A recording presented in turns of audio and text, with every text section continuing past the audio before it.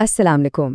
آج ہم ایک بہت ہی اہم موضوع پر بات کرنے والے ہیں، ایک مسلم گھر کیسا ہونا چاہیے۔ اس کے لیے ہم شیخ محمد صالح المنجد کی پیش کردہ 40 اہم سفارشات کا جائزہ لیں گے جو ایک اسلامی گھر کی تعمیر کے لیے ایک مکمل رہنما کی حیثیت رکھتی ہیں۔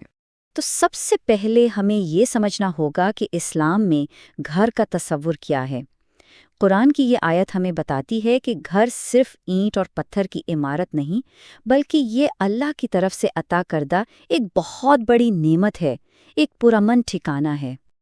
لیکن اصل سوال تو یہ ہے کہ ہم اس گھر کو، اس عمارت کو ایک حقیقی روحانی پناہ گاہ کیسے بنا سکتے ہیں؟ بس یہی وہ سوال ہے جو اس پورے گفتگو کی بنیاد ہے۔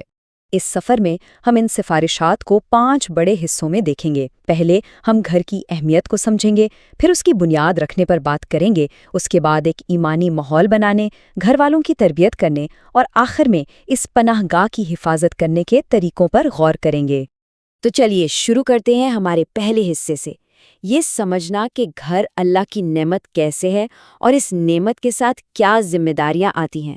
اسلام میں گھر صرف سر چھپانے کی جگہ نہیں ہے، اس کا ایک بہت گہرا مقصد ہے۔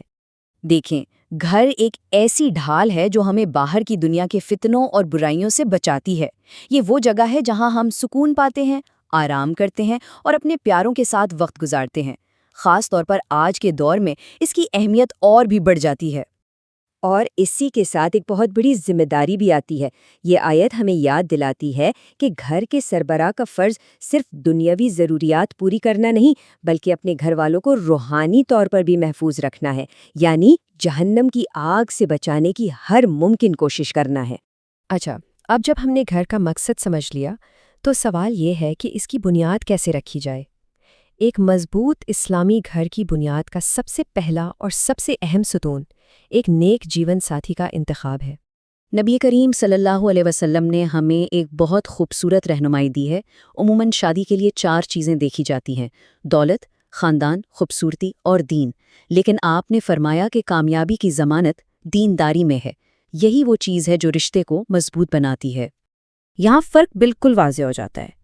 ایک نیک بیوی گھر کو خوشیوں سے بھر دیتی ہے، مال اور عزت دونوں کی حفاظت کرتی ہے، جبکہ ایک بری بیوی گھر کو مصیبت کا گہوارہ بنا سکتی ہے۔ اس سے اندازہ ہوتا ہے کہ یہ انتخاب کتنا اہم ہے۔ اور ہاں، یہ اصول صرف ایک طرفہ نہیں ہے۔ بالکل اسی طرح جب ایک لڑکی کے لیے رشتے کی بات ہو تو اس کے ہونے والے شوہر میں بھی سب سے پہلے دین اور اچھے کردار کو ہی دیکھنا چاہیے۔ چلیں، بنیاد تو رکھتی گئی، اب باری آتی ہے اس گھر کی روح کی، یعنی اس کے ماحول کی۔ ایک گھر میں رہنے والے لوگ مل کر اس کا ماحول بناتے ہیں۔ تو آئیے دیکھتے ہیں کہ گھر میں ایک ایمانی، ایک روحانی ماحول کیسے بنایا جائے۔ حدیث میں ایک بہت ہی گہری مثال دی گئی ہے زندہ گھر اور مردہ گھر کی۔ وہ گھر جہاں اللہ کا ذکر ہوتا ہے وہ زندہ ہے، اور جہاں یہ سب نہیں ہوتا وہ ایک قبرستان کی طرح ہے۔ اب ہمیں فیصلہ کرنا ہے کہ ہم کس گھر میں رہنا چاہتے ہیں۔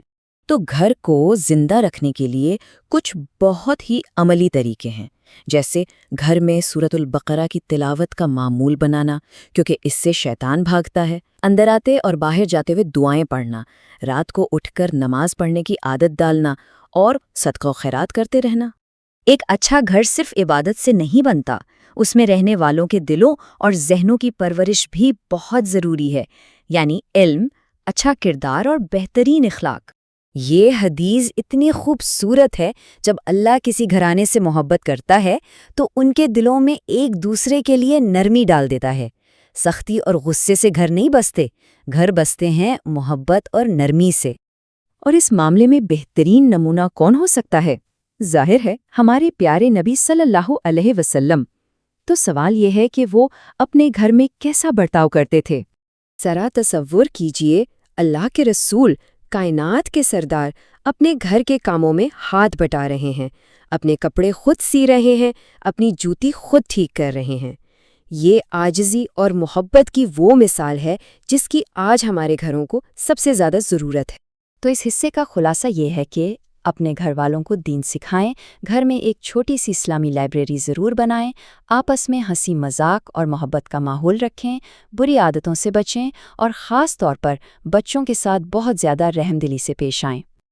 اب ہم آتے ہیں اپنے آخری اور بہت اہم ستون کی طرف، یعنی اس پناہ گاہ کی حفاظت۔ گھر کو ہر طرح کے روحانی اور جسمانی نقصانات سے کیسے محفوظ رکھا جائے؟ گھر کے اسلامی تشخص کو قائم رکھنے کے لیے کچھ چیزوں سے پرہیز کرنا ضروری ہے، جیسے غیر محرم مردوں کا بلا ضرورت گھر میں آنا جانا، جانداروں کی تصویریں لگانا، گھر میں کتے رکھنا اور خاص طور پر ٹی وی اور انٹرنیٹ کے منفی اثرات سے اپنے خاندان کو بچانا۔ اب یہ ایک ایسی نصیحت ہے جسے صحیح سمجھنا بہت ضروری ہے۔ اس کا مطلب ہر وقت جسمانی سزا دینا نہیں، بلکہ یہ ایک علامت ہے نظم و ضبط کی۔ مطلب گھر میں یہ احساس ہونا چاہیے کہ غلطی پر سزا ہو سکتی ہے۔ یہ خوف ہی ڈسپلن قائم رکھنے میں مدد کرتا ہے۔ روحانی حفاظت کے ساتھ ساتھ جسمانی حفاظت کی بھی نبی کریم صلی اللہ علیہ وآلہ وسلم نے تعلیم دی ہے، جیسے شام ہوتے ہی بچوں کو گھر کے اندر بلانا، اللہ کا نام لے کر دروازے بند کرنا، کھانے پینے کے برتنوں کو ڈھک کر رکھنا اور سونے سے پہلے آگ اور لائٹیں بجھا دینا۔ یہ چھوٹی چھوٹی عادتیں بڑی مصیبتوں سے بچاتی ہیں۔ تو آئیے ان تمام نکات کو ایک بار پھر ذہن میں تازہ کر لیں۔ گھر اللہ کی ایک نعمت ہے، اس کی بنیاد ایک نیک ساتھی ہے، اس کا ماحول ایمان سے روشن ہونا چاہیے، اس میں رہنے والوں کی پرورش علم اور اچھے اخلاق سے ہونی چاہیے، اور آخر میں اس گھر کی ہر قسم کے نقصان سے حفاظت کی جائے۔ اور آخر میں ایک سوال جو ہم سب کو اپنے آپ سے پوچھنا چاہیے کہ آج کی اس شور اور خلش فار سے بھری دنیا میں ہم اپنے گھروں کو واقعی اپنی روح کے لیے ایک پرسکون پناہ گاہ کیسے بنا سکتے ہیں؟ اس پر سوچنا اور عمل کرنا ہم سب کے لیے بہت ضروری ہے۔